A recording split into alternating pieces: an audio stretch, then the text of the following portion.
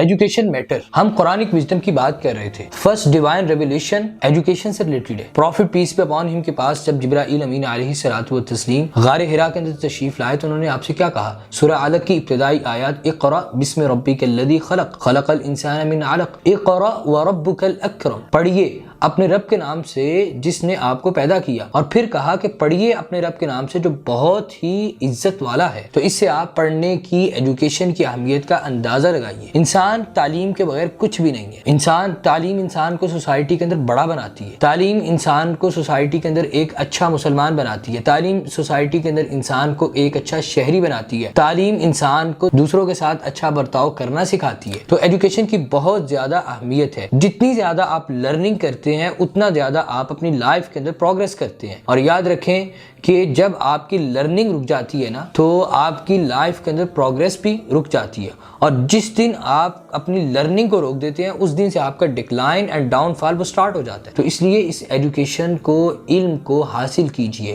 اور لرننگ جو ہے وہ آپ کے آخری سانس تک جاری رہنی چاہیے. انسان ساری زندگی سیکھتا ہے، ساری زندگی سیکھتا ہے، ساری زندگی لرن کرتا ہے. اور اس لرننگ کے ساتھ ساتھ جو ایجوکیشن، باقاعدہ پراپر تعلیم کا حصول، بیٹھ کر پڑھنا اساتذہ سے، ٹیچر سے، اس کے اندر کتاب و سنت کی تعلیم ہے جو اصل تعلیم ہے کہ انسان کو اپنے رب کا انٹروڈکشن ہو، اپنے رب کا تعارف ہو. تو انسان کو چاہیے کہ سب سے پہلے نمبر پہ اپنے رب کا تعارف انسان حاصل کرے. اور انسان کو اس کے رب کا تعارف کتاب و سنت کے ذریعے سے ہوتا ہے. اور اس کے لیے ضروری ہے انسان کے پاس ایک ٹیچر ہو، ایک مینٹور ہو، انسان اس کے پاس جائے، بیٹھے اور اس سے کتاب و سنت کو، دین کو لرن کرے، ایجوکیشن کو حاصل کرے. اور یہ سلسلہ کبھی رکنا نہیں چاہیے.